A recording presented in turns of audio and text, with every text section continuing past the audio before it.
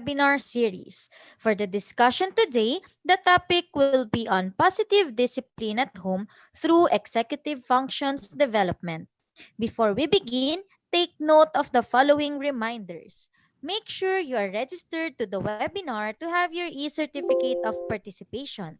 Visit certificate.vibalgroup.com to generate your proof of attendance. Place your questions on the comment box allotted during the session and they will be addressed by our speaker later on.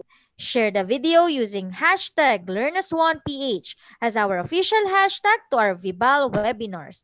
Experience learning, Kavibal. And now, to proceed with our webinar this afternoon, it is my pleasure to introduce to you our distinguished speaker today. He is a consultant and evaluator for K-12 Philippine Basic Education, a curriculum and academic consultant of Sisters of Mary. Ladies and gentlemen, let us welcome Brother Roderick M. Aguirre. Good afternoon, ladies and gentlemen. So it's Friday, so we say, thank God it's Friday. And apologize again, there's a possibility of internet connection interruption every now and then because it's about to rain and there's a thunderstorm here in Cavite. I'm not sure with the other place in Cavite, but here in my place, it's already starting to pour. So there's a possibility, what happens to our connection when it rains. It rains too, so it becomes more static. So this is my last leg of my webinar for this month, and this is more for the parents and for teachers, how we can help our students develop positive discipline and inculcate in them self-discipline so that they become more self-propelling students in the long run though. But we need to understand that as we go through supervising and giving guidance to our students, and especially for parents at home, how to guide our students there as they go along with their academic schedule, we must be able to strike a balance between the responsibilities for their responsibilities at home and the responsibility for their academic tasks. The point here, ladies and gentlemen, is that we need our students to become more adaptable to lots of responsibilities because they need to realize that as they grow older, they will take on a lot of responsibilities. And what better way to start is to start with young kids and then school age level of students so that they become more adaptable and flexible to situations. And this afternoon, I'm going to continue on my topic for this week mostly on discipline. I already started this week on developing self-discipline Monday, and then social emotional development. And I will end my session for this week on discipline, basically on the development executive functions of our students, of our children at home, with the guidance, of course, of our teachers. So let me share to you my PowerPoint presentation so that we will know how we're going to go about our discussion for this afternoon. By the way, if you want a copy of the handouts, just request from my mediators or from Vibal a copy of the handouts, and I have already provided them a copy of the handouts so that you can review the things that I have discussed. Nonetheless, you can still review and rewatch this video, even if it's no longer live. It will still be recorded and will be uploaded here on YouTube, so you can go back to it every now and then. So I would like to give the focus of the context of our discussion today. It's more of self-discipline, how we can come up with a better way to help our students become holistic individuals while learning the academics at home and being individuals and being part of their family with other responsibilities add on to their academic life. So as these will be our outline for this afternoon. So again, this will be my last type of PowerPoint presentation, and by September, this coming September next week, I'll be adding a new design and a new part of my discussion. So stay tuned. By next week, you'll be able to see another novel part of my presentation. Of course, it's an add-on to my presentation. So just let's just proceed. So we still focus on positive discipline at home. and developing. We can do this by developing learners' executive functions at home. All right. So teachers out there, this information is is more important for our parents to know. And I know that it's best that you know all of this, but since most of our students will be at home, not most of our students, but our students will be at home and they will be supervised by their parents and the primary caregivers or whoever are present at home to supervise the learning and the studies of their students, of these children. It is very important for us to include. I'm highly suggesting that we include the idea of how we can help our parents develop self-discipline, social emotional development, and executive functions development among our students while they're at home. So we're going to start with an introduction and define bossy myths about discipline and self-discipline, just four common myths about positive discipline. And then we proceed to discussion. It's a lengthy discussion though, but I tried to cut it down because um, a lot of researchers would give us 12 executive functions, some would seven, some would eight, but I've been following the eight executive functions in my profession. So we will go through just a little bit of recall of the definition of positive discipline, although I have been defining this concept since Monday and Tuesday. Sorry, just Monday morning and Monday evening. So you may want to, if you want more understanding of discipline per se and social emotional development, you may want to go back to my webinar just this Monday. And then we go through what are the executive functions and its importance to the lives of our students, or basically our lives as individuals living in a society like ours. And then we proceed to the last question, which is how do teachers and parents help learners develop executive functions while learning at home? So it is more of a collaborative effort between the teachers and the parents. I would like to emphasize that the teachers must have support coming from the management and not just the other way around. We need to come up with a more inverted design of managing learning at school or right now. So instead of the teachers adjusting to the demands of the school, I think it will be best if we, for the time being, readjust this design by having the management or the school management readjust to or adjust to the teachers, especially that the new demands are especially focused on changes of attitude and changes of mindset of teachers for distance education and online teaching. All right, so we will have an open forum. So please, if you have questions as we go along, you may want to key in your comments and your questions on the comments box below. And then we will duly answer that after I have discussed everything. And then we'll have conclusions and applications. So let's begin. So let's have an introduction and let's have the four common basic myths about discipline and self-discipline and all about, rearing children. So let's begin. Just four though, just four. Let's begin with number one. A lot of people would say that children learn self-discipline automatically, and a lot of parents would just allow kids to do whatever they want, and then hope that as they grow older, they will become more disciplined. I hear a lot of parents telling me that no, mga bata pa kasi yan, talagang malilikot yan, so hinayaan lang talaga namin yan. Pero pag tumanda yan, ano yan, maging disiplinado rin yan. I beg to disagree, all right? Children do not learn self-discipline automatically. It is explicitly and implicitly taught to them. Our children, our students are not born with the concept of discipline. In fact, if you look at it, they are born with the concept of just, having their own way, of doing things what they want. So we need as adults supervising the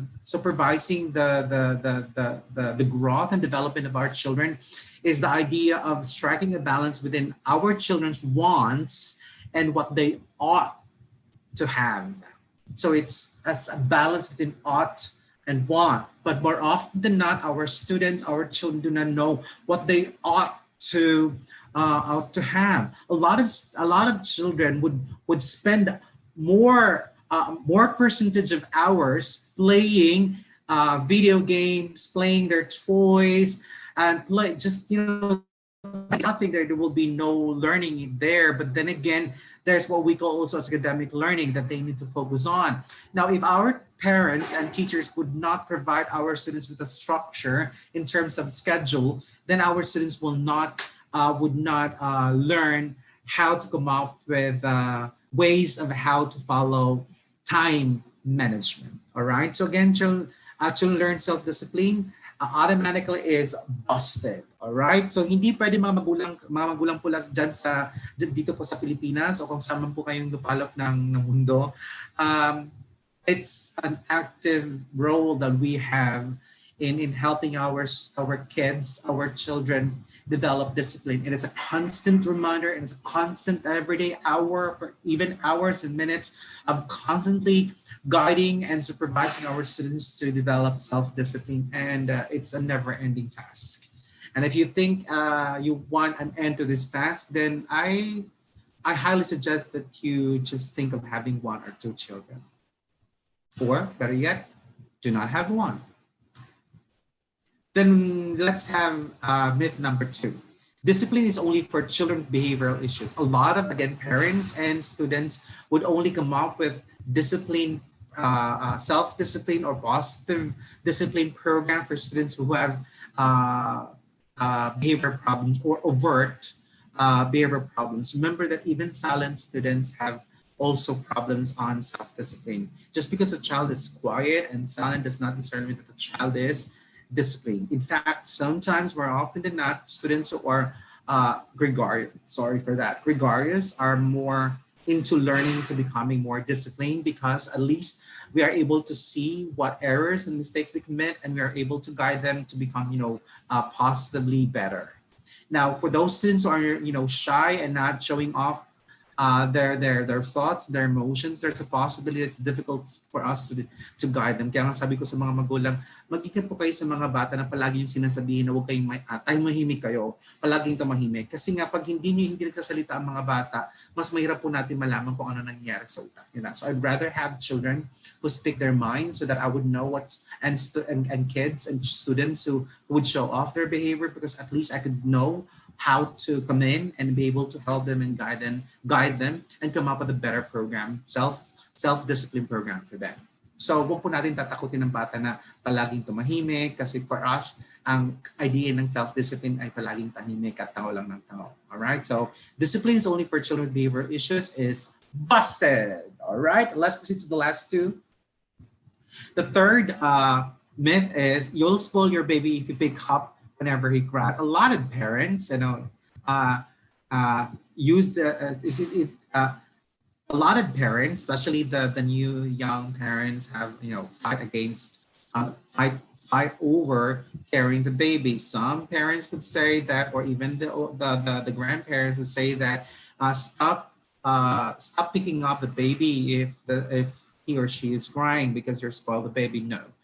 Our babies and children do not know yet vocabulary and they do not know how to communicate to us yet, and that's why they communicate to us adults via emotions, and these emotions are via crying, laughing, or moping, and all of this for us very irritating emotions and behaviors of children. But because we must understand, because for lack of vocabulary, they're not able to communicate their thoughts to us and what they're feeling. So they're just using this behavioral and emotional manifestations. So as parents, when as adults, we need to understand that we need to at least have an idea of what a type of cry or a type of behavior would say something like, iba kasi ang iyak na naihi, iba po ang iyak na nagutom, iba po iyak. I think a lot of mothers would understand the difference between ang iyak ng anak nila. So I think it's not just for the mothers, also for the educators and for the fathers, for us to understand this nonverbal cues. So the first thing that we should do is to pick up and be able to communicate with the child, all right? And then once we're able to identify what their needs are and like giving them the words like, are you hungry? Are you feeling bad? Do you feel something else? Are you you put words, you supply certain words that they have not acquired yet, and by doing that, you are teaching them also abilities to be able to communicate because you're supplying them with words. All right, so picking the babies or picking the child up is busted. Okay, in fact, hugging a person or touching a person is a very therapeutic activity for most students, but of course we must limit that. Especially right now, kids at home will be having a lot of stress, coping with a lot of changes in their lives. So a little bit of hug, a little bit of every now and then, and a pat to the back would do would make them feel better. And the last myth is bribing or rewarding your children is a good idea to make them behave. It's not a good idea. It's only telling your kids that you do things because you can get something out of it. All right. Although there are some activities that you would like to reward them. All right. So it's not a good idea if you do it all the time, because a lot of parents would use rewards and bribing as a way of getting out of parenting or for teachers to discipline their students. So what we can do perhaps is do more of a positive reward, like prolonging their prolonging the activity that they love to do most, like instead of making them watch a lot of television on Netflix that they love to watch, you can ask them, you can watch that if you finish your task first, and so on and so forth. So it makes them the idea that they can enjoy the pleasures of the task that they love to do if they do and focus more attention first to things that are worthwhile and more important and more pressing to do first than that. All right. So therefore, bribing or rewarding your children is a good idea to make them behave is busted. We have to be active on their development. All right, so let's begin with our discussion and let's understand the concepts of positive discipline via executive functions development. So let's answer the first question. Let's have just have the following questions and identify if you have problems with this. Do you have trouble starting or completing tasks? Do you have problems starting and or completing tasks? All right. Do you have difficulty prioritizing tasks? All right. Do you easily forget what you just heard or read? Do you have trouble following directions or a sequence of steps? Do you panic when rules or routines change? Or it's probably scheduled to. Do you have trouble switching focus from one task to another? Or you need to finish one first and then rest and then do something else? Or you have difficulty doing multitasking, all right? Do you get overly emotional and fixate on things, like you get too complacent and you don't want to adjust to things? Since nasanay ka na sa ganito, ganito na lang talaga. Or number 8, do you have trouble organizing your thoughts, like you don't know where to start, especially for doing things you don't know where to begin? And number 9, do you have trouble keeping track of your belongings? Like you forgot where it is, and then you bother a lot of people helping you find things, and you get so irritated and shout at people, and yet all of a sudden it was all your fault, and you just put it somewhere else that you forgot where you put it. Next, number 10, do you have trouble managing your time? Like kulang ka palagi ng oras kahit binawasan ka na ng activities. Marami ka pa rin. So parang feeling mo marami na. If you have one of these questions that you said no, that you said yes to, then you have problems with executive functions. And we're going to identify which of one of those, but I'm not going to say that's your problem because it's not a face-to-face interaction, but it's only for you to find out for yourselves if you have problems with this. And this is what I'm trying to say to you guys. Part of positive discipline is modeling to the students what discipline should be.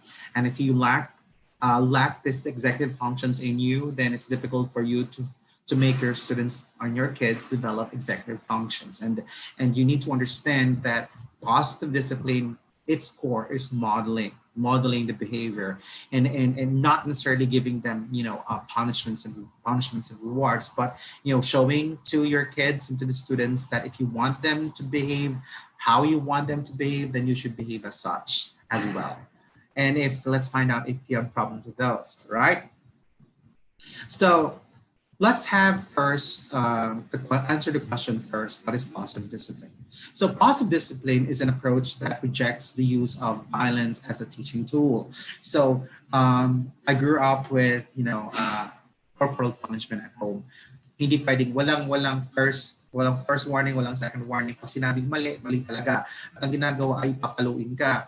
My mom would hang me, ilalagay niya ako sa sako at ibibitin niya ako sa kusina namin. Especially when I'm so too spoiled, too spoiled, and I don't, share my toys with my brothers. And if they get my things, I get so irritated, and I shout at them, and then I use, curse words, and my mom would so get angry with me, and then she would, punish me definitely. I don't know if it was good or not, but during that time, it was the way it was how we were disciplined. But I turned out right. But I realized that there are better ways to, time changes, and there's a better way to discipline our kids instead of physically punishing them.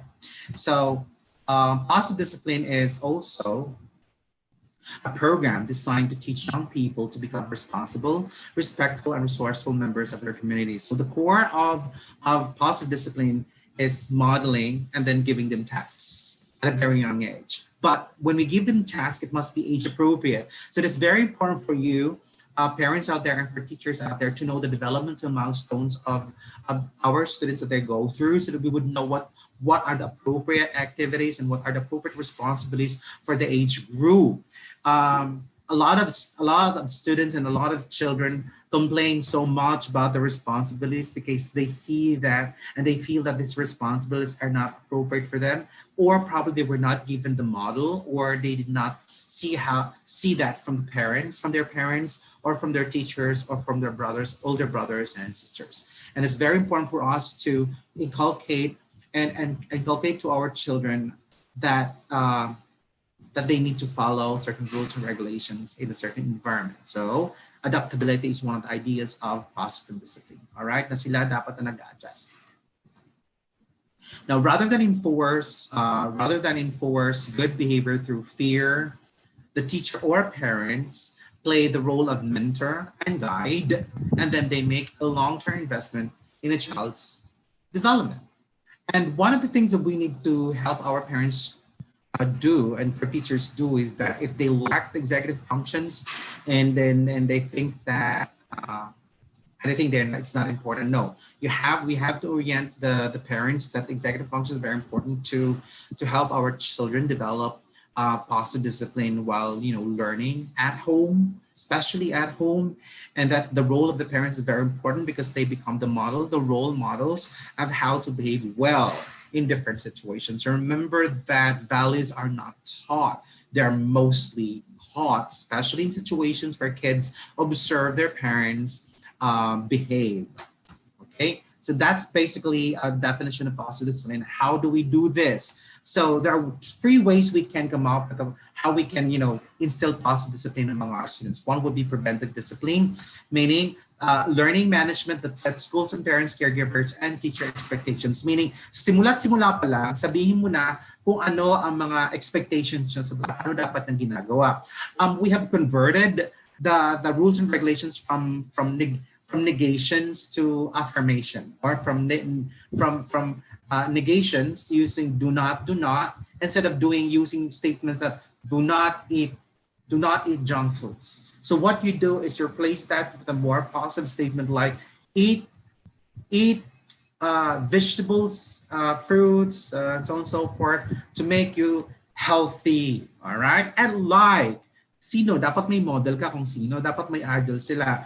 Ang ginagawa ng mother ko rin is, gusto mo bang maging kagaya ng Hardy Boys? I was so engrossed when I was a kid. I was engrossed with the novels of Hardy Boys and the way they, solve crimes. And my mom, for me too, I hated vegetables. Definitely. I really hated vegetables. And I hate sports. I just wanted to stay at home and read a lot of books. I was a bookworm. And my mother, knowing what I wanted, who I idolized most, especially on the characters of the book, she would say, you know what? The Hardy Boys became intelligent and they can solve crimes. It's because they eat a lot of vegetables. Of course, as a kid, ha? Ganun ba talaga? O sige, kahit hindi ko gusto yung pampalaya, mga gulay na yan, sige, kain ng kain kasi gusto kong maging kagaya ng mga Hardy Boys, the ones that I know. So, it is very important for preventive discipline. Anong ayaw mong, anong gusto mong, anong expectations mo? Kaya expectations, okay? What we want our kids, okay? I want you to wake up, okay? Wake up at this time, take a bath, brush your teeth, and do not go to bed. Do not go to bed without brushing your teeth or taking a bath. Huwag mag-negate. Gawin mo pong affirmative mga statements. And it becomes more positive. And then once you said that, do not just, let your kids do it on your own. Kailangan mo supervise. Okay, 7 o'clock. So may alarm dapat. Oh, it's already 8 o'clock. So come on, let's go to the toilet or to the comfort room or wherever you brush your teeth, and then let's brush your teeth together, and so forth. So preventive discipline is also giving your students or children expectations, but then again, it's guiding them and showing them how it's done. Okay.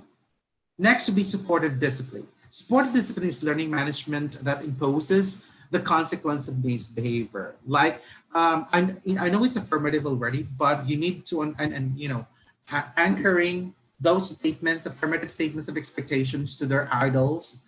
So you have to know who, you need to know the likes and dislikes of your kids, and the kids, what your kids are into right now, so that you would know who to attach to those statements with. And then for supportive discipline, you need to teach your students that if they violate, if they do not follow these expectations or meet these expectations, there will be certain consequences, like limiting TV watch. Pero wag niyong gagamitin po ang punishment o pagbawas ng oras sa pagkain. Yung mga basic needs po, hindi pwede natin gamitin yun as punishment or consequence. Like, hindi ka kakain ng lunch, wag yun. Kasi kailangan po ng bata yun. Hindi ka pwede matulog, wag yun. Basta, ang atin po ay yung wag po, more of their pleasure than of their basic needs. So support discipline is focusing more on limiting, as a consequence, limiting of things they love to do, but not on their basic needs. O hindi ka magsusot ng paborito mong damit, hindi ka kakain ng paborito mong food, no, don't do that. It has a long-term effect on kids. It's on the idea of pupunta ka ngayon sa idea at konsepto ng deprivation. Okay, wag po yun. Next would be corrective discipline. So supportive is consequences, na kung anong sinabi mo na mga expectations sa kanila, pag hindi nila meet, dapat merong karampatang consequences. Hindi pwede kasi na nagkamali yung bata, hindi na nasunod ng expectations, okay lang. Hindi pwede ka doon. Life is not like that. Life is always having having responsibilities, and if you're not able to accomplish your response, there will be consequences. We want our kids to know that if they do not do their part, they need to face the consequence, whether it's positive or negative. So it's both reward and negative consequence. Corrective discipline is learning management that sets models of desirable behavior. So ito po sinasabi ko na ngayon.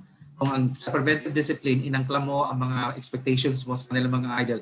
Pagdating sa corrective discipline, kung anong pinag-usapan ninyo with the kids, sa mga estudyante ninyo, dapat sinusunod nyo. So sa utak ng bata, kasi sabi niya, bawal mali. Do not be late to school. Dapat ang nakalagay nun ay come to school at exactly 7 o'clock. Ganun, para affirmative siya. Si teacher late. Okay, go online or go. We will start our online lecture at exactly 8 o'clock in the morning on Friday. So 8 o'clock. Si teacher pala ay dumating pala, nag-live siya 8:15, late siya ng 15 minutes or 5 minutes. And so hindi pwedeng gano'n. The teachers always ahead of our students. The parents are always ahead of our students. So whatever expectations we impose on our children, our students, those expectations must be modeled by the adults and the primary caregivers at home. So pakisabi yan sa mga magulang teachers out there that it's very important that our parents and the primary caregivers should be one with the expectations that we have set for them. But be careful, the expectations must be realistic and more practical, right? So with that, we're done with the question number 1. Let's proceed to question number 2. What are executive functions? All right, so time check, so we're at 2:30. We still have about an hour to go.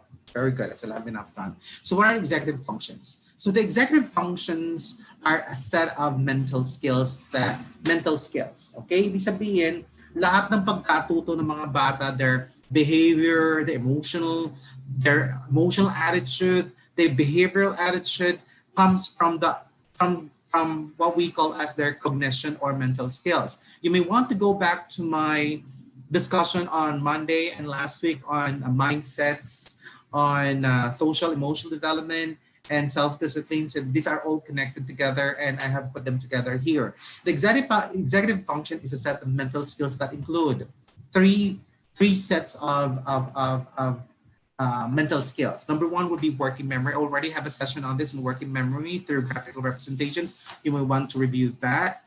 And then we need to help our students on simple activities at home, like doing working memory activities.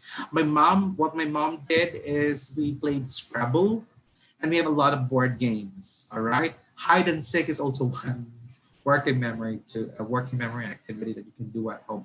Games and play is a good way to do that. All right. Ay, sorry. Nung panahon kasi namin, meron kaming, yung card. I forgot kung anong tawag doon, yung mga helicopter, may mga tanks, and so on and so forth. Tapos, binabasa namin mga specifications, tapos nag-aagawan kami kung sino ang mas mataas. So, kung sino ang mas mataas, kukunin yung card na yan, and so on and so forth. So, these are things that we can do. It helps in the working memory. So, we can come up with educational games. Where games, you have we have Monopoly, we have Snakes and Ladders. Chinese checkers is also good. Dama, ano pa ba? Chess. Okay?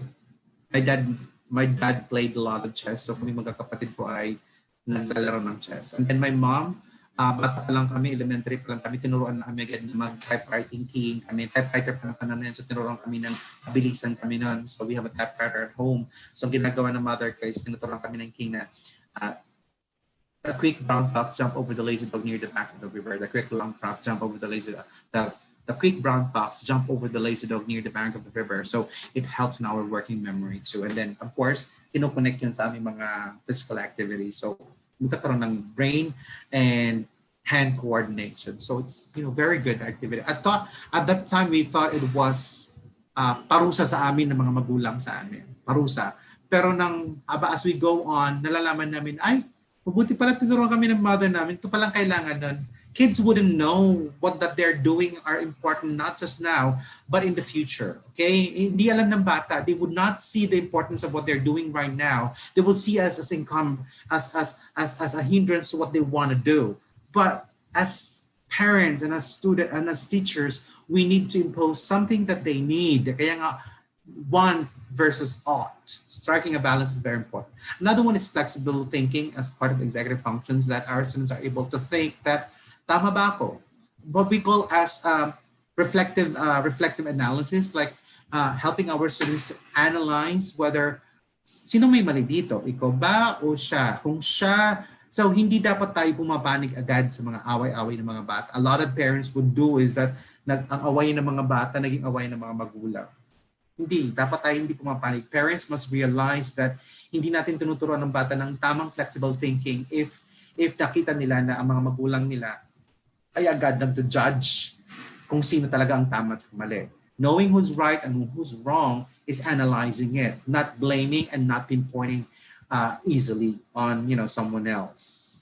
Okay, next would be self-control or self-discipline, which I talked about just this Monday, so we want to review that. So that's part of executive functions. So our students now would be able to know what's important, what things are to prioritize, like what are they supposed to do first on Monday? Are they going to study or are they going to play? So alam nila kung anong importansya, anong mga activities niya for Monday at anong activities niya pag Friday or pag Saturday para makita na ng difference. So we need to give them, very good schedule.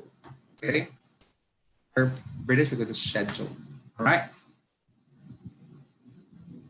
Next would be, we use these skills, the executive functions, every day to learn, work, and manage daily life. So we need to strike a balance between, household chores, responsibilities, and then studies. Hindi pwede ngayon pong pandemic na to at ang mga bata nasa bahay lang, sasabihin nyo, okay ha, walang gagawin ng mga bata. Hindi pwede maglaro. Pag Monday hanggang Friday, walang laro. walang activity sa bahay kundi nakafocus ng pag-aaral, hindi pwede. Hindi ganun ang buhay. Wala pong tao sa buhay na ito, walang combination of personal responsibilities, work responsibilities, and family responsibilities. So bata pa lang dapat ma-realize niya, hindi pwedeng ganon. Dapat may responsibility ako para sa sarili ko, paano gusto kong gawin. May responsibility ako sa school ko para sa aking studies and my learning, and responsibility to help my parents and my brothers at home. These are positive discipline. Hindi pwedeng hindi natin bibigyan ng sorry ha, yung daddy ko kasi, yung grandfather ng mga pamangkin ko, isa yan sa mga kalaban ko at kaaway ko palagi. Na-spoil kasi, ang sabi niya palagi sa akin, bata pa kasi yan, hindi pa niya alam gagawin. Sabi ko, bata pa lang dapat marunong na magwalis. Ipapakita dapat, hindi dapat inuutusan lang, tapos pag hindi ginawa, daldal ng galit ng galit. Sabi ko, nagagalit kayo kasi, pinapagawa niyo sa bata, tapos hindi niya magagawa, kayo nang gagawa. Dahil hindi niyo pinakita. Dan unang pinakita muna, dan nadyan lang siya nakatingin, tapos ikaw gumagawa. The second time or third time na ginawa mo yun, sabay na kayong gagawa. O sige, ikaw na maghugas. Nanonood si daddy o nanonood si mommy. O next time, ikaw na ha. So there's a gradual release of responsibility. Yung sinabi mo expectation, binigay mo responsibility, biglang binigay mo, tapos nagkabasag-basag mga pinggan, lahat ng sabi mo, wag na nga, ako na lang gagawa. Hindi mo pinakita kung paano. These are skills. Even if they are mental skills, they are still skills. And like any other skills, they need to be done every day. It becomes a habit, and becomes a habit, becomes a way of life. Ganun ang structure nun. Okay? Modeling, ipakita paano gawin araw-araw, maging habit ng bata. Done. Sana. Also, we need to understand that kids or individuals having trouble with executive functions can make it hard to focus, follow directions, and handle emotions among other things. Okay? Ito yung mga bata na sa public, nagkakaroon ng tantrums, pag may gustong pabili, silang nasusunod, yun yung mga magulang, and so on and so forth. Hindi pwedeng ganon. Alright? Hindi, alam dapat ng mga bata na kung kailan at anong mga sitwasyon na pwede silang mag-demand sa mga parents. We need to make our students submit to authority. Bata pa lang dapat alam nila na meron na ganun na talagang relationship. There's what we call authority and someone who's to follow authority. And parents, I know that you want to establish, a friend-like relationship with your kids. Yes, be friendly with your kids. No one's saying it's bad thing. Be friendly, but do not treat them like your friends. Do not treat them like your barkada. You must have a delineation between being a parent and them being children, or being teachers and being students. Hindi pwedeng pati mga teachers ko binabarkada ang mga estudyante, especially for high school. I made a mistake on that too. Nagkaroon ako talagang hirap ako ngayon bumalik sa relationship ng teacher at saka estudyante dahil nga joke na, barkada na, kasama kami sa malls, na sine. It was difficult. So pagdating sa please do not cross the line. Be friendly, but do not treat your children or your students as katropa or kabarkada. Still maintain what we call as authority symbol. That's the core of positive discipline. And being an authority means whatever you impose on your kids and your students, ginagawa mo rin. Not hollow modeling. All right? Let's now proceed to question number 3, which is basically the last question on the executive functions, and how do teachers and parents help learners develop executive functions while learning at home. I'll be using the 8 model, the 8 executive functions model. Although out there are 7 model executive functions, and there's a model for 12. But I've been using 8 in the activities and in the activities and in designs for schools that I do. That I design, curriculum designs that I create for some schools that I've handled. So let's just have those. We have responsive vision. We have to teach our kids responsive visioning na may mga bagay-bagay, may time sa pagsasalita at may time sa pakikinig. Okay? Hindi pwedeng sabay-sabay na nagsasalita. Not just that. Dapat ito ng bata na kailan sila pwedeng gawin ang gusto nilang gawin. Alright? May mga tamang oras at tamang lugar for that. Okay? Hindi pwedeng sila palaging nasusunod. So responsive vision is one of those executive functions. So dapat mga magulang, kayo ang nasusunod. hindi ang mga bata. Kaya mga teachers, dapat malaman ng mga estudyante na kayo ang nasusunod. Alright? Pero hindi kailangan po kayo ay palaging nagagalit. Just be firm. Just be firm. But not angry. Not a terrorist type of teacher. Next would be working memory. Students who are able to hang on to information so that they can work on it and basically paying attention to this. So working students be able to pay attention to activities and responsibilities. And I already have a session on this. You may want to go back to my session on developing working memory skills by graphic organizers or graphic representations. Next with emotional control and task organization. So emotional control is now on self-discipline. So if our students have self-discipline, they know how to act. They know when to say something, all right? They know that hindi sila pwedeng umiyak na lang anytime they like, okay? By teaching them, way to communicate their emotions and feelings. Next will be task organization, like by giving them the responsibilities, they are able to do things because ang una muna nakaschedule pero habang tumatagal, they know that's part of their responsibility. And then organization, teaching them how to organize things by having a checklist or having a good schedule for the week and then sticking to it. And then planning, prioritizing, of course, knowing what's important, not important, what are coming up with goals, short-term goals and long-term goals, and then what's important and what's not important. Next, flexibility, being able to adjust to situations, and of course, analyzing metacognition, being able to analyze where did I go wrong? Where did I go wrong? What went wrong with my task? Why was it not good? Why was it not at par with the best expectations of my teachers? So dapat merong ganong reflective analysis for our students. Okay, so let's begin with all of these are executive functions that our students must develop at home. And how to do that? Let's begin with response inhibition. So response inhibition is defined as it is the capacity to think before you act. Ibig sabihin, dapat turuan natin ang bata na isipin muna niya ng maigi, ng matagal, ano ang mga consequences ng kanyang mga actions. Right? Think before you act. So, in the young child, waiting for a short period without being disruptive is an example of response inhibition. Like, maghintay. Turuan natin ang bata na maghintay. Ganun lang kasimple.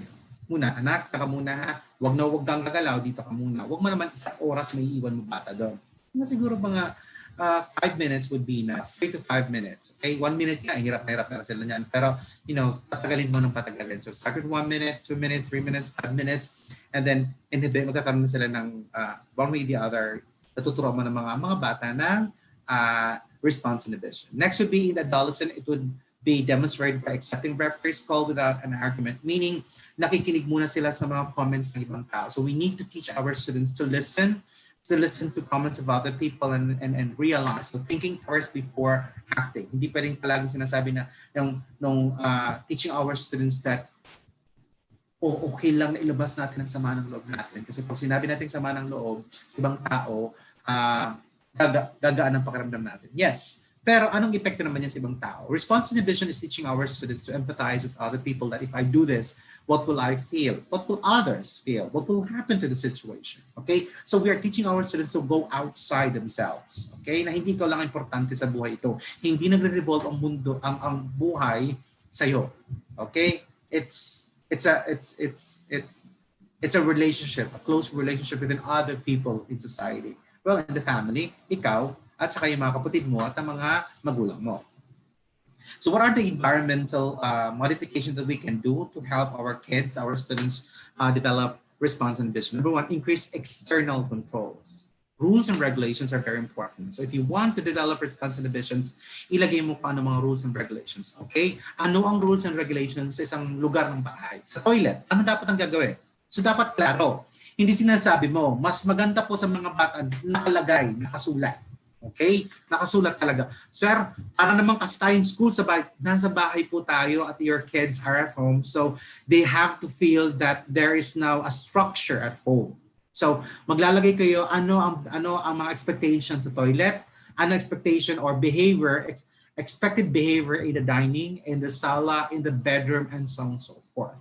Para klaro. So increase external controls. Huwag kang magagalit kung mali ang ginawa ng bata sa isang lugar na to, sa parte ng bahay ninyo, nag-mess up siya, kasi hindi nyo naman sinabi at wala kayong, hindi nyo inorient ang mga bata, ano dapat ang mga behavior in a certain part of the house. Okay? Next, restrict access. You must know kung kwarto to ni mama, kwarto to ni papa, hindi sila pwedeng pumasok na lang bigla na hindi kumakatok. Hindi lahat ng bagay, hindi lahat, kids must realize and students must realize na hindi lahat ng bagay sa bahay ay kanilang pag-aari. May mga pag-aari yan ng ibang tao. So they need to learn to wait, to ask permission from, brothers and sisters, from grandparents, and from parents. Dapat klaro ang mga rules and regulations na yun na if you got things from this place, return where you got it. Okay? If it's not yours, ask permission and return it with the right, return it and take care of it and return it and say thank you. Yung mga ganung mga expectations, dapat sinasabi natin yon. And then you get irritated. Itong anak ko, hindi marunong magpasalamat. Did you teach the child to say thank you?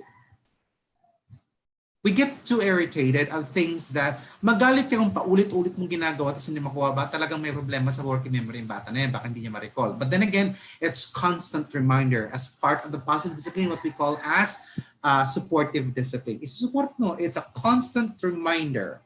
Next, post home or classroom rules and review regularly mo. Araw-arawing i-review and so on and so forth. Hanggang sa nasanay sila sa bahay, alam ng mga bata na kung saan lang ang mga toys. Kapag nila sa sala, sabihin ko, why are these toys down here? Where are these toys supposed to be at in this house? Uncle in the playroom. Okay, so what are you supposed to do now with this toy? I'll pick that up, uncle, and then I'll return that to the playroom. Alam na nila. But at first, it was difficult kasi paulit-ulit mo talagang i-remind. Pero pag tumagal na, magkakaroon na sila ng sinasabi natin na task annexation. If there is no response inhibition development at home, you cannot expect students to do the things you want them to do. So it starts with response inhibition, coming up with rules and regulations. So how do you advise, for teachers out there, how do you advise parents to help their kids develop response inhibition? One, prompt the learner external internal. Ito sabihin sa mga magulang na i-prompt daw kanilang mga anak na merong external at internal. Ibig sabihin, meron kang rules and regulations, pero dapat malaman nila na para sa kanila yun. That's why they call it internal. These things that we give them as rules and regulations are not for the rest of the people in the house. It's for them. Pag-disiplinado sila. So, ang ginagawa ko nun ay kung sinong idol nila. Oh, tinan mo naman. Sabi nila, si Uncle daw ka na lang idol. Diba si Uncle can go anywhere he likes. He goes to this place. He comes home with a lot of things and food. It's because I'm disciplined. When I do things, I want to do things, I prioritize first. I want to be like that. So ganun. I-attach mo kung sino mga... So I think communicating with your kids is very important. Okay? Next, teach wait, stop, and delayed gratification. Halimbawa, kami noon, pag nagkakain kami, hindi yung sunggap agad sa pagkain. Hindi, okay? Let's wait for Daddy Lou. Okay, for Daddy to sit down, and then we're gonna pray before meals and pray after. So teaching them a certain structure, wait and stop, delayed gratification would teach them also response. Very simple lang po yan. Very simple activity at home. Okay, next, discourage multitasking. Okay, build in technology breaks rather than having learner combine homework with technology use. Hindi pa sila kagaya natin ng mga adults na well-developed na po ang ating mental skills and ating all other hard skills and soft skills. So habang they're still acquiring the skills, let them focus on. So academics muna. Pag household chores lang. Hindi yung pinagsasabay na hindi pa kaya ng mga bata niyan. So I'm not discouraging multitasking. Later on, kids will develop. Sila na po ang bahala mag-multitask.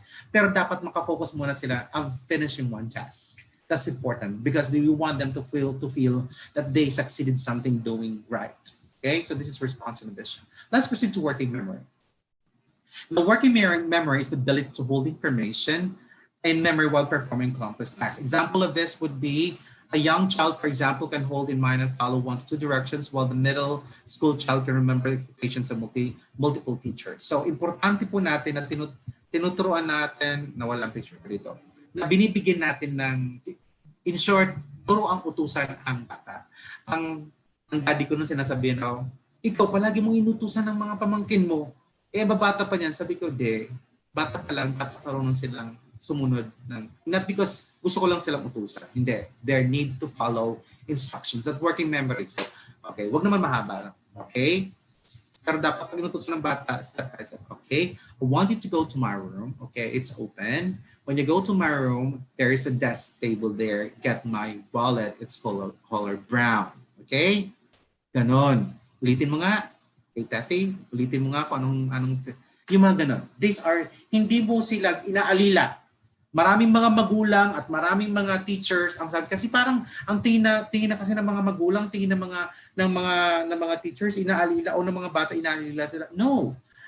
It's developing working memory, following directions, listening to directions are very good, simple activities at home that would develop working memory among students, but it requires them to listen. So what are the environmental modifications? Use orthotic memory devices like announcements, orthotic devices like mga cellphones. Kung may cellphones kayo or sa clock na umiingay na pagdating ng 12 o'clock, kakain na sila, ano dapat ang task mo? Ikaw maglalagay ng mga pinggan and so on and so forth. These are working memory. Again, towards schedule.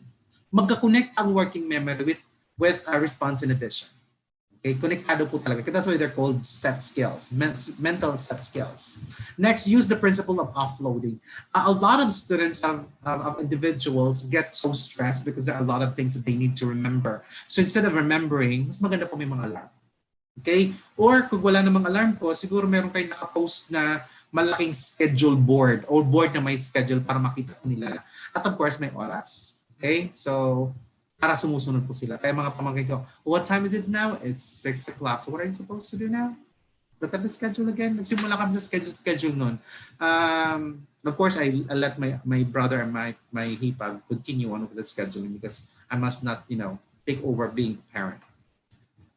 Next would be advising strategy for teachers and for parents. You have directions, past experience from them to access it. Ibig sabihin, kids love listening to paano ka inutusan ng mga magulang mo noon at paano ka sumunod and so on and so forth. And then of course, following directions. Ang magandang activity dito yung word games. Okay, they follow it. Okay, sungka is very one good. So sungka. Kung ayaw nyo po, magkaroon kayo ng sungka. Huwag naman sa mga babies kasi kakainin lang nila mga sungka na yan. Siguro po mga school age na po, they will understand. And then you're teaching them also mathematical skills. They're playing but at the same time, they're learning working memory, but mathematical skills as well. Next, so balik nyo pang sungka ha. All right. Generate options for reminders and have them choose or list options from learners. So, ibig sabihin, how they want to be reminded of their tasks. Cell phone, or it could be si Lola or Lolo na magsasabi sa kanila or just go looking at the schedule. So, mag-usap po kayo. Alright? Next would be mentally rehearse association between cue and working memory. Ang ginagawa namin dito ay may music. So, they associate a certain music. Halimbawa, pag pag narinig ko na yung kalimbang like na sound, alam ko na magdadasal na kami nung bata ako. Pag ng mami ko narinig namin na nagtanggang kaganyan ng kutsara at parabaso, alam namin na. So, you may want to, instead of, daldal ka ng sigaw, come up with associations of sounds to a particular task. Para, wag naman yung kagaya ng sa aso na meron kang whistle. Wag naman whistle, okay? Association, na tama namang association mo sa activity na yun. Pinggan, wag naman nagbabasig ng pinggan. Yung tutunog lang naman. O kaya yung kalembang na yung pag magdadasal, if you have part of your schedule is praying and so on and so forth. So it would be, these are creative ways for kids to follow. Next would be emotional control. Emotional control is the ability to manage emotions, okay, in order to achieve goals and complete tasks. Okay, a young child with this example of this would be a young child with this skill is able to recover from disappointment in a short time. A teenager is able to manage the anxiety of a game or task and still perform. There are a lot of tasks for kids to do now, especially learning at home.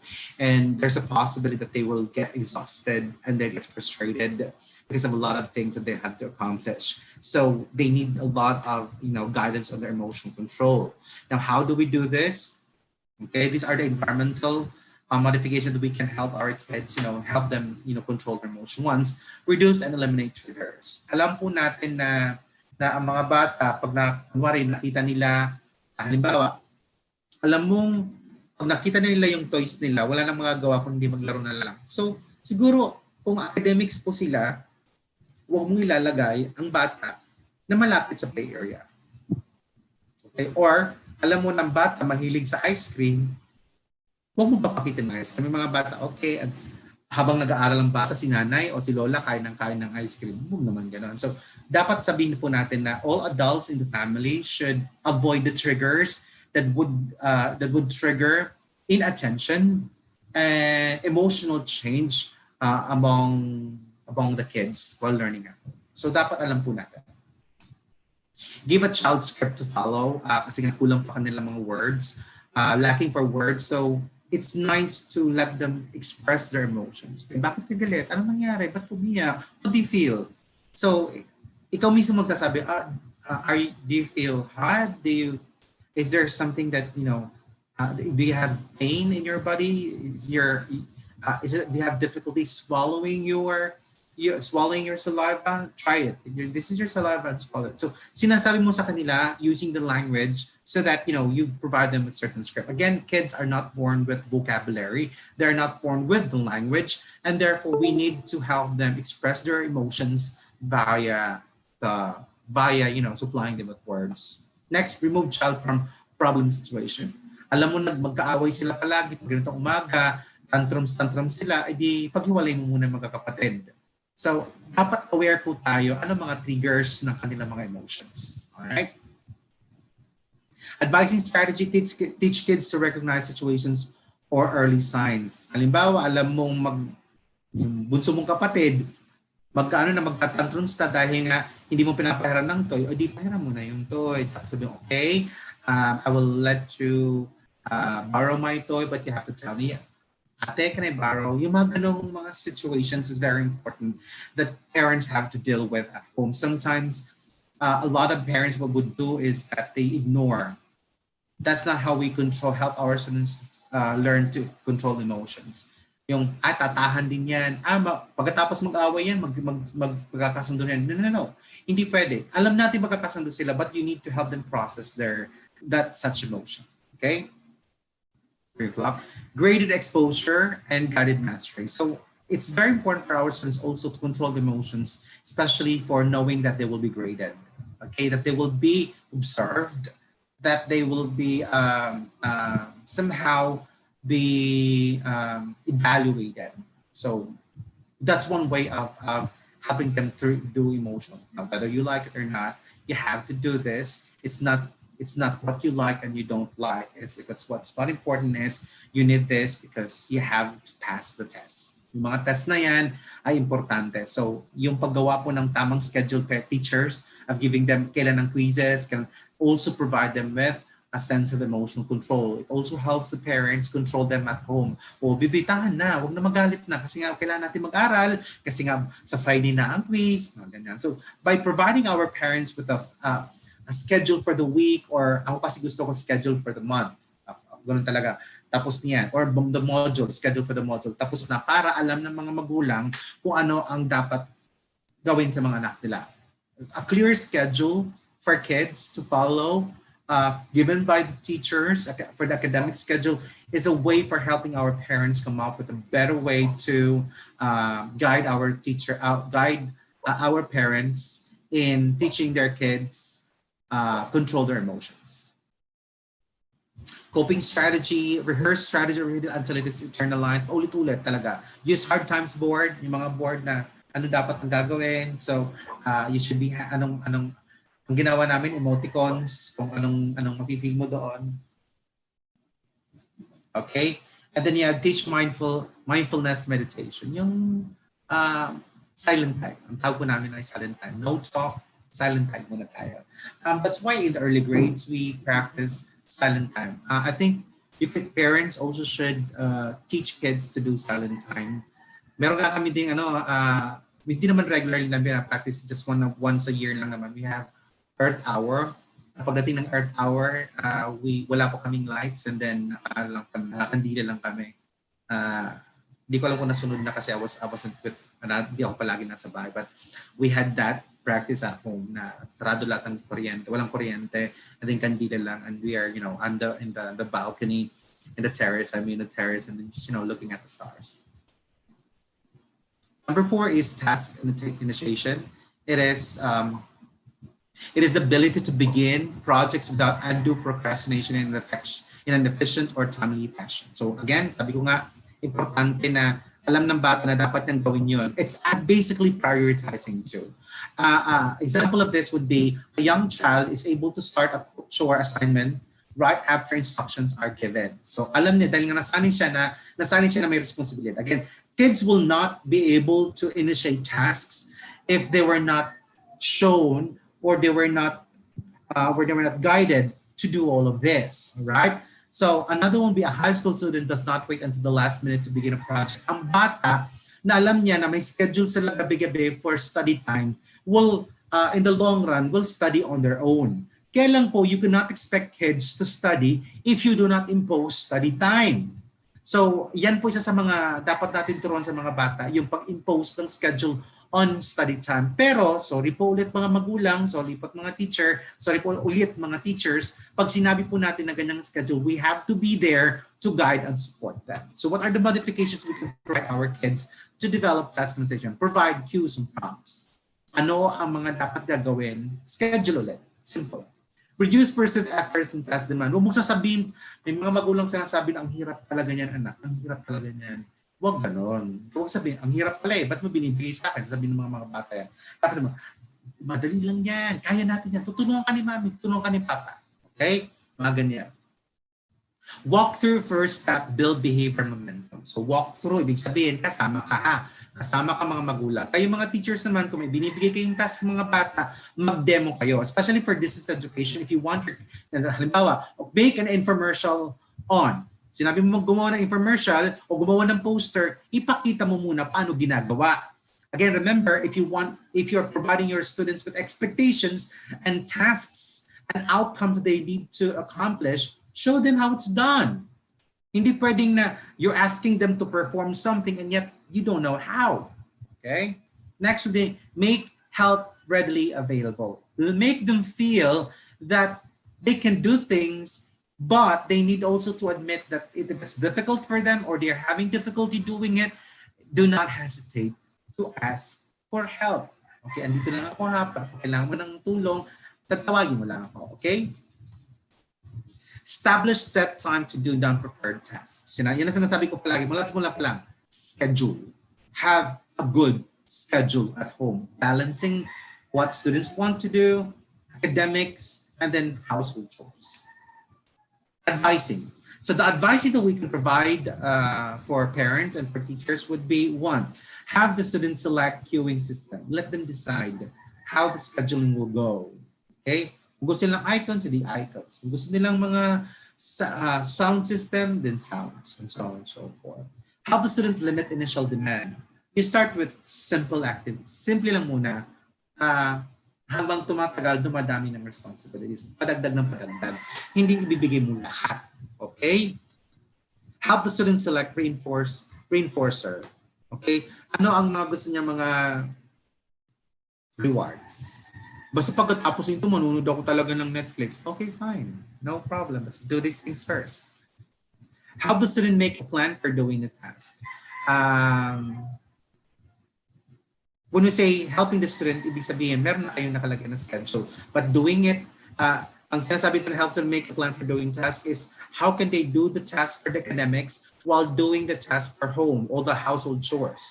Okay? So parents out there, sinasabi ko po ulit, hindi pwedeng sasabihin mo lang, oh, mga nanay, lola,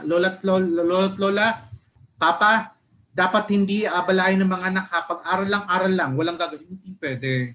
Nasa bahay sila, they must learn that there's a combination of academic responsibilities and responsibilities at home. Okay? You don't want kids na pag-graduate po nila sa college, ayaw umalis ng bahay nyo dahil sanay sila na sinanay palagi ang nagluluto or may yaya palagi.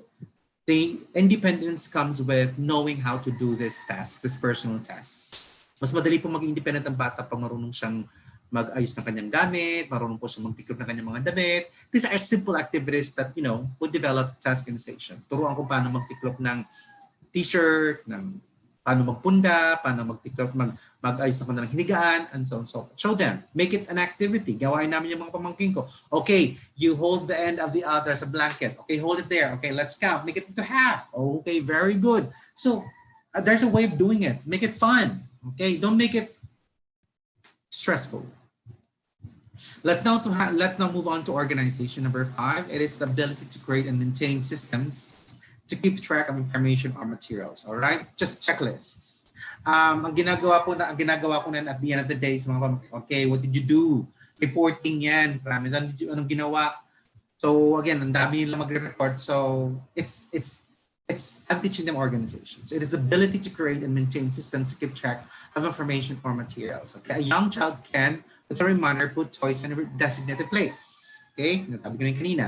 An adolescent can organize and locate sports equipment. Alam nila kung saan nila binili. So pag meron kayong problema sa anak ninyo na alam mo yung suklay kung saan nilagay, pero palaging nawawala. Palagi akong bumibili ng suklay, palaging nawawala. Kasi hindi mo tinuruan ang iyong anak ng organization. Meaning, to get the things from where they got them and return it there. Okay? Simple lang. So, klaro po dapat, again, orientation yan. Anak, itong kitchen na to, dito nakalagay ang it's like school. It's an orientation. You cannot expect kids to return things if you have not provided them with orientation of where the things at home are found and how they're going to return it and how to use it. Simply po. Okay? Nagagalit po ang mga magulang na hindi nababalik ang mga bata. Tinuruan mo ba? Nagbigay ka ba ng orientation? Kung meron po tayong sinasabi na school tour, magkaroon po tayo ng house tour to teach our kids organization. So what are the environmental modifications we can provide our kids with? So 1, demonstrate principle of offloading with example from their lives. Example from their lives. Okay? Dapat ginagawa mo rin. Okay. Next, work with them to create scheme, template, or picture photograph. Okay. Show organizational tools and have them try them out. So like you can try out application inspiration. For those na wala talaga, concept reminder ka talaga. Daldal.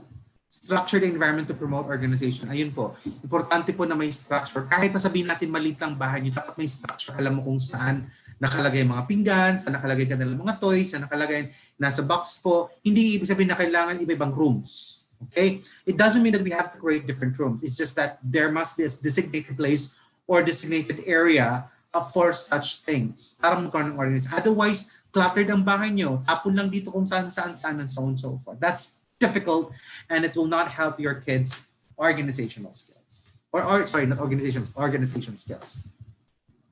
So how do we advise? Help them walk through the process. Ulitin ko po, walk through talaga orientation. Have them motorically practice a long-term process requiring that they put a system in place that's monitored initially on a daily basis. Okay, tuturuan mo sila. Halika, saan ilalagay ang binagbihisan? Papakita mo talaga, titiklopin. Okay, tiklopin. Kaya si Angel. Okay, saan ilalagay? Okay. Tapos maliligo. Ano maligo? Okay, shampoo. Buwas mo ng tubig. Anong paghawa? Promise, it's a tedious responsibility for parents. Now, parents out there, if you have problems with this and you are working, palagi yung sinasabi, kasi working ako hindi ko yung matutukan. Mayaya po ba tayo? Or si lolo't lola? Turuan po ninyo si lolo't lola kung paano po talagang tama. Ganito po. So sabi ko nga sa inyo, your executive functions must be given as an orientation, not just to parents, but all the primary caregivers who are source of model for this student at home. Give them choices of organizational systems, be it through cell phones, as I've said, or just a board that would remind them of what they're supposed to do. Ask students to evaluate current systems and challenge them to improve them. Like at the end of Friday, evaluate kayo ano mga bagay na hindi mo nagawa, ano nagawa mo, how they improve that for next week, and so on and so forth. So it's a very good way of ending the week by evaluating what went wrong, what went really well, and if there are things that went wrong, how you ask suggestions from your kids how to improve it the next week. Hindi ikaw magsasabi palagi. Otherwise, your kids will not learn to be creative and come up with solutions how to improve their actions. Okay. Next, planning and prioritizing is kind of like the same with organization, only that this is more of the ability to create roadmap to reach a goal or to complete a task. Simple task. Isang task po siya. Halimbawa, paano ako, uh, uh, ito yung sinasabi natin na routines. So, academically, dapat teachers, you should teach your, dapat nakaklaro po kung ito po ay nakamodular po, kung ito ay online, dapat may routine pa rin po. And the routine must be routines. Hindi everyday nagbabago or every week nagbabago na, ay feeling ko ngayon ito gagawin ko. No. You have to stick with your routine until that your students have stabilized and been inculcated with that kind of thinking. A good example would be a child with coaching can think of options to settle peer conflict. Next, a teenager can formulate a plan to get a job. Ano ba? Especially for career building and career choice for high school. What are the environmental modifications we can give? Demonstrate what a plan is. Again, magawa, demonstration talaga modeling ito. Help child design a plan template. Okay, paano gagawin mo? Drawing, writing it down, having a diary is very important. Now, kung wala nang, kaya nga sabi ko sana, kung hindi mo mabalik ang diary, gawin mong e-diary. Kung may cellphones po mga estudyante ninyo, pwede nyo i-track yun. Meron po ako dito sa notes. I do. Ando pa rin sa notes. In fact, I have a diary for my religious life. I have my diary for my personal life. So, siguro, I have that because nasanay po ako nung bata ako. Panahon kasi namin may mga diary pa. Kaya it's high time. Hindi po yan by henerasyon, ha? Yung ganyan pong practice po helps our kids have planning and prioritizing activities or skills. Next, provide planning tools, calendar, agenda, book, or planners. Very nice if we can provide, your kids with planners. There are electronic planners though, that you can download. So what are the things you can do to help them plan and organize? Yeah, walk through the planning process, how to use the application or the diary, how to use the diary or how to use the planner, and have them apply plan to simple tasks. So isulat. Maganda po yan. So mas maganda siguro kung ang mga bata ngayon sa bahay, bilhan ng mga magulang ng planner. Okay? Ako noon, ang ginawa ng mother ko, meron kang malaking board na ganyan. Tapos nakalagay Monday, Tuesday, tapos parang calendar siya. Tapos sinusulat namin kung anong gagawin by hour. Tapos alam ko kung anong gagawin. So siguro that's how I get so, organized. Flexibility is one of the things that we need to teach our kids. Okay? One with the definition of which is the capacity to adapt to changing conditions. Hindi yung magtatantrums na pag hindi nasusunod ng gusto niya, sige, iyakan tayo, sigawan tayo, o magmamakol, o magtatampo, o magkukulong na. Tapos mamaya, how we can do this is, example muna. A young child can adjust to change in plans without major distress. Especially nung pag pupunta kami ng Robinsons dyan, inisip agad ng mga bata na ako, bibili na ng pagkain, kakain kami sa SNR, and so forth. Now, all of a sudden, meron talagang panahon, meron talagang araw na bagong schedule. I would ask them, babies, I'm sorry, but we have to go first to the Sisters of Mary because we have to talk to Sister. No, is that okay with you? But, if we cannot, pass through Robinsons, at least you can play in the garden or in the farm of the boys town. And they get to adjust. Basta in-explain lang, maayos. A high school student can accept an alternative such as a different job when the first choice is not available. So, pag natutunan ng bata ang flexibility, it's easy for them to, okay, I have other options. What are the modifications we can do at home? Reduce novelty and highlight similarities. Ang mga bata kasi gusto nila palaging bago. Okay, hindi. Baby, parang bago lang yan, pero tingnan mo, pareho lang pa rin yan. Tinamong tinapay na to, magkaiba lang. Okay? O, same pa rin naman, still enjoy. Hindi nga lang tayo kakain agad. Pero maglalaro muna kayo. So, makikita nyo muna mga sisters. Yeah.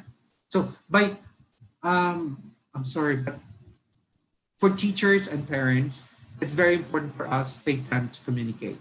Sit down and communicate all of this to the children. Provide a template.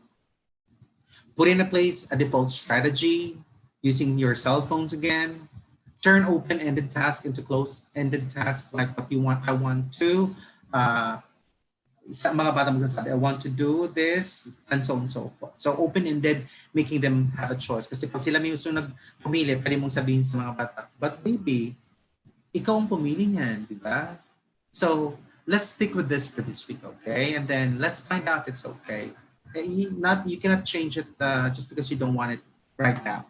You have to go through with it because we plan it, and then by next week, on Friday and on Saturday and Sunday, we're going to evaluate what went wrong, how you did it, and then if things did not go well, we're going to come up with another plan for the next week. Okay? Ganon. Huwag sisigawan. Ito ha? Hindi pwede. Gawin mo yan. Communicate. Make steps more explicit. Okay? Be practical, be direct to the point, step by step. Get the pencil from the, okay? Return the pencil from the books, place the books here. Mga ganyan mga direction, klarong-klaro, wala ka ng problema. Kasi sabi mo, bibig, klaro naman nakasulat doon kung saan ka pupunta, saan mo ilalagay, and so on and so forth. So, kung ano ang merong mga environmental prints sa school, kung saan ibabalik, kagaya ng library, kung saan nakalagay, the house should be like that too. Okay? So, dapat teachers, paki-orient ng mga parents na ganun din talaga. Labeling ang tawag natin doon. Normalize errors. Okay? Let them learn from their errors. That's simple as that. Do not use errors against your kids. Do not use errors and mistakes against students. Use these errors and mistakes as an opportunity for learning. Okay? Hindi yung nagkamali siya. Nagkamali nga, ibig sabihin hindi niya alam. E di, opportunity for learning. A lot of parents are, ano ba na, naiinis ako sa iyo, hindi mo nagagawa ng tama. Uy, no, that's a good opportunity for doing things together, for teaching and learning. Kayo talaga mga magulang. Next, increase support. Set expectations, walk them through the task, give plans or rules for managing situations, and then think aloud. Bigyan na po ng samples ng think aloud during my previous sessions on social emotional development. And then teach error factor. Change tolerance by gradual exposure. Okay, introduce change, lightning bolt preferred to non-preferred. So, ano mga gusto nilang conditions like maliwanag ba o hindi, anong color ng walls, and so on and so forth. Sabi ng mga magulang, wala naman kayo pabili ng, o di, kung wala, di po, the organization, saan mo nila gusto ilagay saan nalagay ang aparador ng mga toys, o lala ang box ng toys, and so on and so forth. So, by making them part of the organization of the house, it's also teaching them flexibility, right? And finally, we have metacognition, where the last part, and then we'll have open forum, okay? For the method, the last executive function is the metacognition. It's the ability to stand back and take a bird's eye view of oneself in situation. This is more of self-analysis and self-reflection. A good example would be a young child can change behavior is behavior and response to feedback from an adult. So, pwede niyang baguhin ng kanyang behavior in response. Di po yan is, in response to feedback from an adult. So, iyak ba ako? Sisigawan ko ba? Papatulang ko ba siya? Or hindi? So, ibig sabihin na bago siya mag-react, it's also like thinking before acting. It's inhibition. Kaya lang this time, pag ang metacognition is higher form na po is na-analyze niya in different perspectives what will be the results of certain actions or certain outbursts. For teenagers, they can monitor and critique their performance and improve it by observing others who are more skilled. Ibig sabihin, they don't still falling down. They don't stay on the ground. When they fall down, they don't stay there. They analyze why they fell, and then they do something about it, and probably use other people. Hindi sila maiinggit dahil may mas magaling. Hindi. Gagamitin niyang inspirasyon ng ibang tao na yun ang gagawin niya. Okay?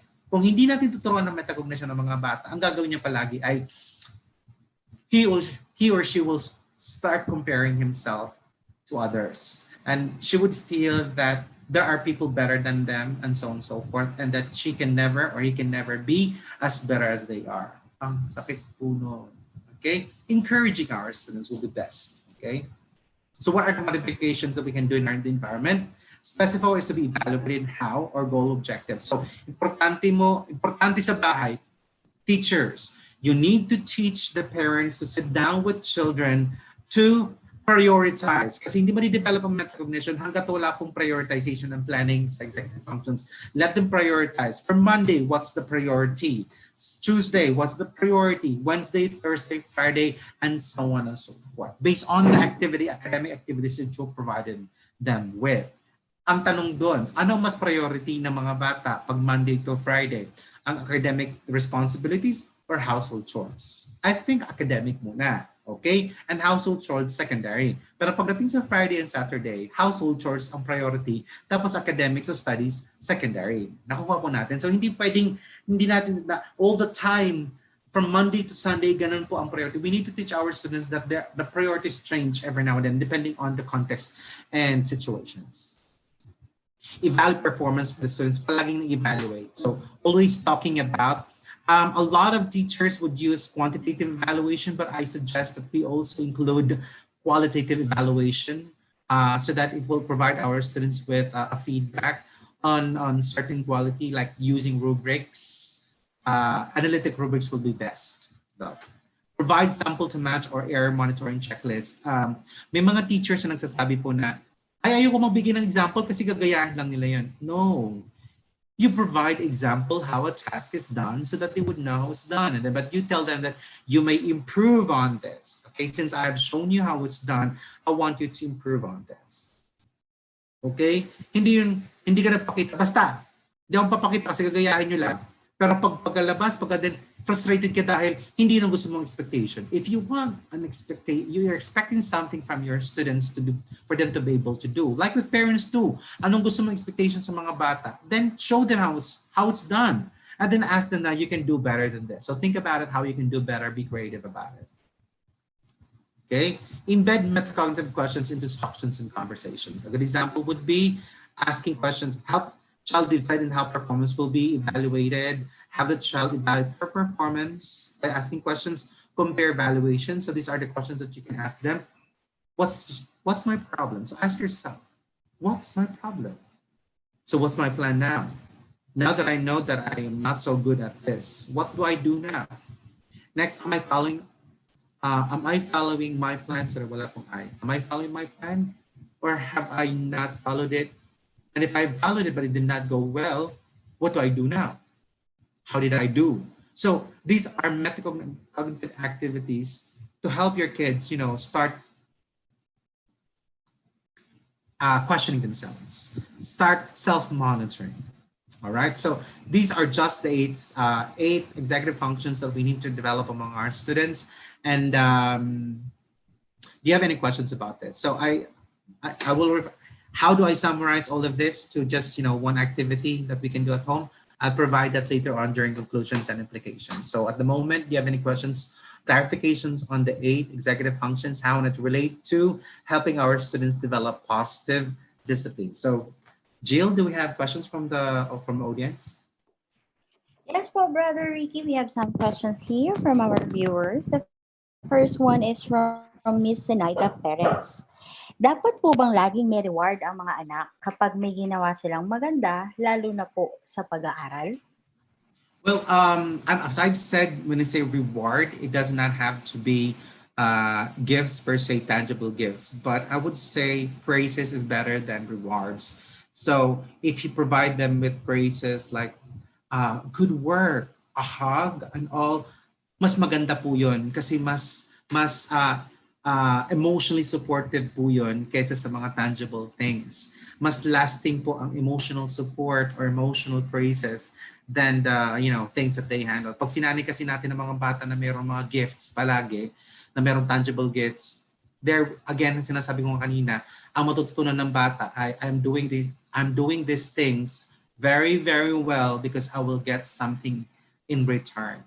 So we don't want our kids to end up thinking that they have to do things well because they will be rewarded at the end or they get something out of it at the end. What we want them is that they're doing it because that's how they're doing it because that makes them feel good about themselves and what they did. And it establishes a better relationship between other people, like especially for the parents and teachers. So my answer to that, it's not always. Okay? Mas okay pa rin po ang praises. Yan pong tinuturo ko sa mga pamangkin ko. Kaya pag sinasabi ko sa kanila na, they wait for uncle saying, very good. Nag-wait sila there, nagre-report sila kasi they want to hear Uncle say, very good, I love you. Tapos ang hug ni Uncle, ang maraming kisses ni Uncle. Huwag natin sanayin na maraming gifts. There would be occasions na kailangan din, may occasions na may gifts like siguro birthday, pero hindi lahat ng mga ginawa ng bata ng study, nagawa ng score, binigyan agad ng tablet, and so on and so forth. Not good. Not good. Thank you. Thank you po. Next po is from Miss Aliana Cosain. Good afternoon po, sir. How to create a positive discipline to a teenager na lumaki sa pagdidisiplina ng maling paraan gaya ng pagpalo sa bata kapag nakakagawa ng kamalian? Wow. Ang laki po ng gagawin ng magulang. O for teachers po, hindi mo kakayanin ikaw lang. Kasi kung babalik pa rin sa bahay na ganun pa rin ang pagdidisiplina, ang nangyayari kasi sa mga bata is that they will resort ang palagi nilang isip. May mga bata kasi na may immune sa physical punishment. Pakialam ko suntok lang naman yan, sampal lang naman yan pagkatapos yan. They're not gonna change. But if we focus more on the positive discipline, like attacking the emotions, attacking the psyche, or attacking their mental, their brain, their minds, by talking to them, it's better. So kung kayo po ay teacher ng problema po ay mga behavioral problems po ng mga teenagers po, you need to sit down. You can only do so much. Sorry teachers, but you can only do so much. Ako nung nag-advise ako sa mga parents noon sa Aquinas, palagi kong sinasabi sa mga teachers, I would like you to do a home visit. Tingnan po natin kung ano ang sources ng mali ng behavior ng bata. Tapos, binibigay nila sa akin, tapos tatawagin ko mga parents, Ma'am, pasensya po ha, but we have to be honest with you. I know that the school has a part in the behavioral modification of your children, pero ito po ang na-observe namin sa bahay po ninyo. Tingnan po natin, bakit po ang anak ninyo po ay nanununtok na ng bigla? Kasi po, tingnan po dito sa inyong sa narrative na binigay po sa amin ng inyong pong anak, ng inyong kapatid niyang nakakatanda. Pag nagkamali siya, sinusuntok agad. Tapos sabi ko daw, okay lang yun. So sa idea ng mga bata, the idea there is that ako as an educator, binabalik ko, pero you need a concrete evidence na talagang sila kasi parents would always deny. Kaya nga po, home visitation is very important. And the schools that I handle, I encourage home visitation only for those students with, pinaprioritize namin ng students na meron talagang behavior problems. Sir, paano yun sa pandemic ngayon? So ang gagawin po natin sa pandemic, perhaps identify students with behavioral problems as referred to by the parents. Tapos you talk to the parents. Now, sir, hindi po ako marunong ng guidance and counseling how to handle executive functions. I highly suggest po sa schools po ninyo, meron po kayong guidance. Kung sa private schools, require po kayo ng PAYAC na meron kayong guidance counselor or meron kayong consultant na hire for your school so that you can, you refer these problems to your consultant. For the public schools naman po, you can refer that to your principals and the principal will talk to them. Well, ideally though, pero pag sa public school, lahat ng problema ng bata, ikaw din. So you'll have to talk to the parents. But you need to have a concrete example. Ang problema nga lang this pandemic po ay mahirap po. Hindi po natin magagawa ang home observations. So importante po natin dito is for us to know that there's a possibility that the source of the problem of the students, of the behavioral problems of our students are from the examples from parents and how the parents discipline them. Mahirap po kausapin mga magulang kasi isipin nila, bakit? Kayo mga magulang? You have to teach them a way. Ako I don't know, I was able to minsan kasi mga magulang nakikinig kung eksperto ang kausap nila. Pag ang kausap nila ay teacher lang, hindi sila I don't understand that psyche. Sabi ko, minsan magkausap ko sa mga magulang, sabi ko, Ma'am, nandito po si teacher. Sinabi naman daw niyo po sa inyo. Ano pong pinagkaiba na siya ang nagsabi at kailangan ako pong nagsasabi sa inyo as being the consultant of the school? Sir, kasi mas maganda pakinggan kasi at naniniwala po kami pag eksperto po ang nagsasabi. Sabi ko, teachers are not experts. They are always with your kids and they are able to observe that. Pero sabi nila, sir, hindi. Kasi kayo po yung eksperto. Kayo paniniwalaan namin. Refer that. If you think you have problem talking to the parents, Filipinos have a difficult way of accepting comments like this from teachers, especially if parents think that they are more expert than teachers. So I would suggest that teachers refer, especially for the private school teachers, refer such problems to your consultant in your school or your guidance counselor so that they will handle the situation. Hindi pwedeng hindi handle yan kasi nga uh, i-handle mo ngayong year na to, pero you're not solving the problem kasi nasa bahay ng problema, the next year, it will still be the same problem for other teachers. So, ngayon identify mo, mas magandang i-refer niyan sa inyong mga eksperto. Sir, wala po kami eksperto sa public school. Yan po ang problema ko. Dapat meron kayong alam ko, meron na pong ni-require po ang central office na magkaroon po sana ng itinerant teachers or counselors sa mga schools ninyo. Pero again, refer will be nice. Again, as I've said, parents listen to experts, especially if the parents are the one with huge problems. I'd love to talk about that. So Mitch, could you please list down the topic on how to handle behavioral problems of students and the root cause are the parents. Ganda yan, I'll nasulat mo yun, Mitch? Noted. Thank you very much. That's a good way. Sige po. I-share ko po sa inyo practical ways how I did it. And then at least magkakaroon kayo ng idea, especially for the public school teachers, how to handle it. Paano ko ginagawa? Ang tawag ko doon kasi ibudol-budol eh. Binubudol-budol ko. Kasi I learned that from on my remediation classes, how to handle misbehavior, talking to parents and so on. So pero kami mga ganong sessions noon. So I learned from it. And through practice na rin po how to handle parents. So that's how I will answer your questions po. Thank you. Thank you po, Brother Ricky. Next question po is from Mr. Felix Ray M. Igual. Can't deny the fact that students while at home are prone to household chores. Some are urged to work along with their parents. What advice can we give to parents where students Mitch, nagkakawala-wala ka. Hindi ko na rin Could you repeat the question? Medyo static lang. Sorry po. Again po, for Mr. Felix Igual. Ayan po.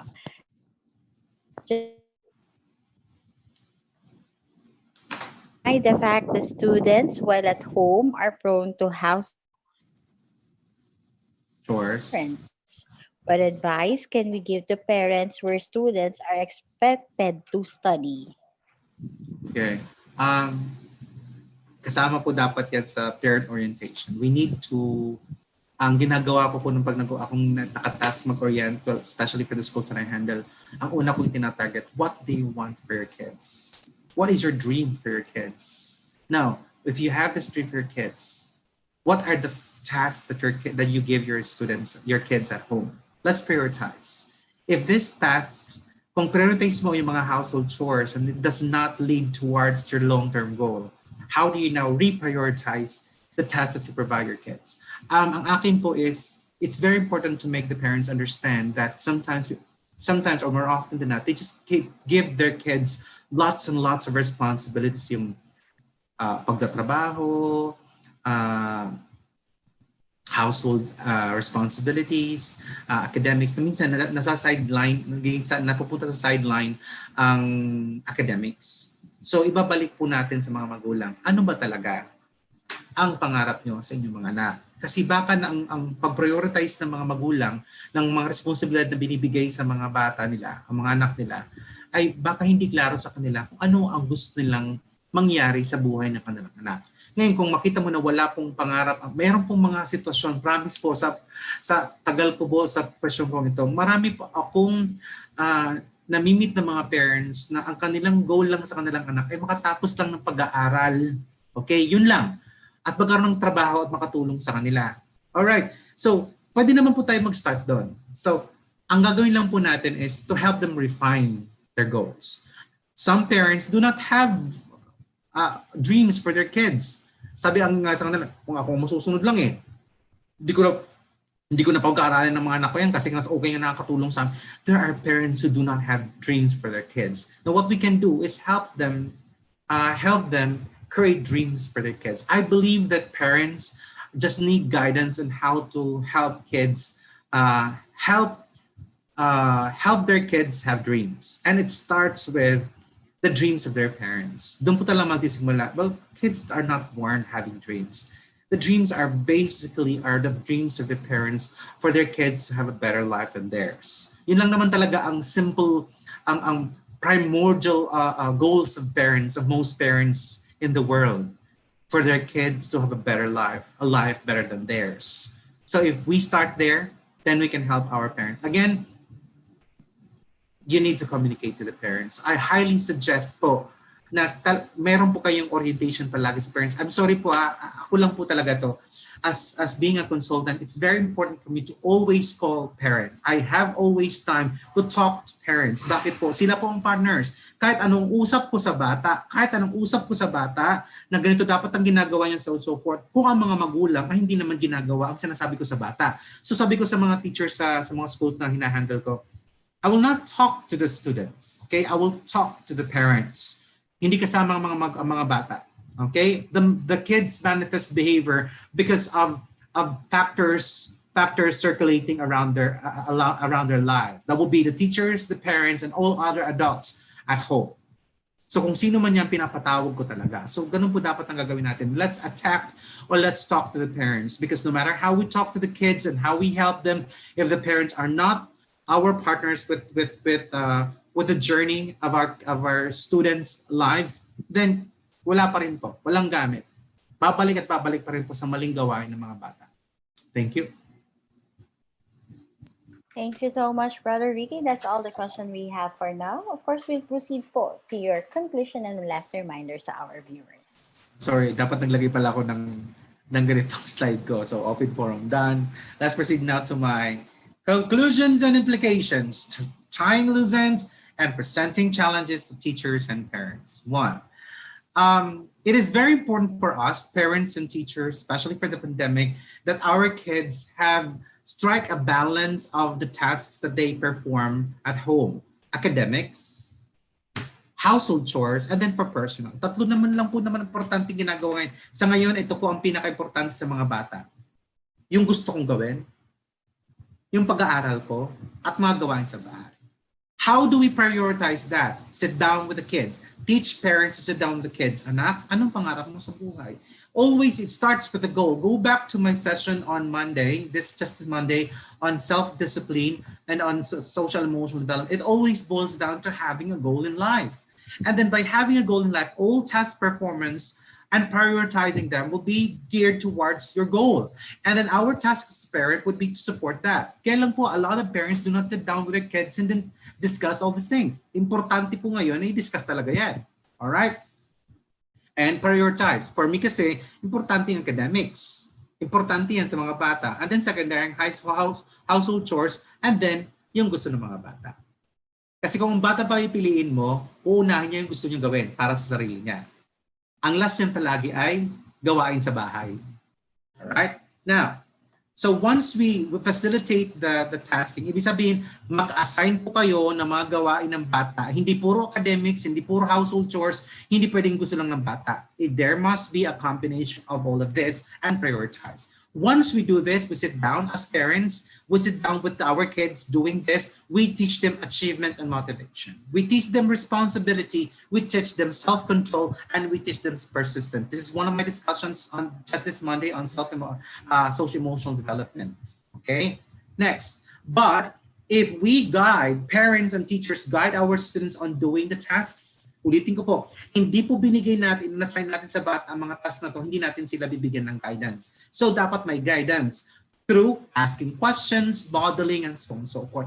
If the task performance allow our students to acquire achievement, motivation, responsibility, and self-control, and persistence, and then us giving them guidance on how to do this task, we help them develop critical thinking, metacognition, and self-efficacy. And because we are talking to them and guiding them all throughout, guidance and supervision, we help them know their task in both doing academics, things at home, and what they want to do. Then we develop curiosity, tolerance, and creativity on how to do. Kasi gagawin ng mga bata, ay, gagawin ko ito ng maigi, itong gagawin ko. They become creative and doing things the easy way. Nakakaisip sila ng paraan. Kung sa atin, sweetik, ganun. Basta bigyan mo sila. But they will not be creative. They will be not be they will not have curiosity and tolerance to lots of tasks if you do not give them tasks. Right? Now, it's not just that. Once we provide our students with tasks and then we provide guidance by modeling, we develop emotional regulations among our students. Tinuturuan natin sila na magkaroon ng stress resistance, optimism, and emotional control. So, halimbawa, nag-study ang bata, hindi niya naintindihan mga bagay-bagay. Parents, upuan niyo mga anak ninyo. Hindi sinasabi, bahala kayo dyan. May mga teacher kayo, binayaran namin yan, silang bahala sa inyo. Hindi pwede. Teachers, especially during this pandemic, are outside your house. And they cannot immediately identify stumbling blocks of your kids. So kayo po nandoon, you might as well sit down. Now, if you're not able to address that, you may want to contact teachers and ask them for guidance how to address such problems. Okay? So guidance pa rin ang importante doon. Okay? Next would be provide collaboration engaging with others. So dahil binigyan mo ng task, pwedeng gawin ng mga bata ay sinong katulong ba ng mga ng mga ano niya ang mga responsibilities for household chores, sino ang kanyang kasama dito? Si yaya ba? Si lolo? Si lola? And so on. Huwag naman mag-isa muna siya. So dapat merong kasama muna. Ha? So that would be collaboration and engaging with others. So through supervision of other adults surrounding our students, they gain and acquire the virtues and the values of empathy, trust, cooperation, assertiveness, trust, vigor, and energy. Why? May kasama sila. Ang mahirap sa mga bata ay doing things on their own and they do not know what to do. Kahit nag-observe pa nila yan sa kanilang mga magulang o sa mga teachers, they need guidance at first how to do it. Kasi of course, wala namang first time na alam mo agad. So let's empathize on our students and our kids' experience on that. So in short, when children have had opportunities to develop executive functions and self-regulation skills successfully, both individuals and society experience lifelong benefits. Why? Because if our students have developed executive functions, especially in the early age, they will have good school achievement. They have positive behaviors. They have good health. They are more responsible for their own health. They have healthy relationships, and then of course, eventually, when they find work, they will be successful with their own chosen careers. With that, thank you very much. But you do not hesitate to go online. There are a lot of researches, a lot of testimonies from parents about developing executive functions at home. You can go through the YouTube. There are a lot of parents talking about how their lives change and how their kids change their behavior because of executive functions imposed. Thank you very much. And by next week, we'll have another set of series of trainings that will become more of helping our teachers focus more on intervention programs. Am I right with that, Michelle? So next week po, iba na po ang focus natin. So hindi na natin focus pa how to help parents, adjust to the demands of their kids learning at home. By next week po, balik po tayo sa focus sa teacher.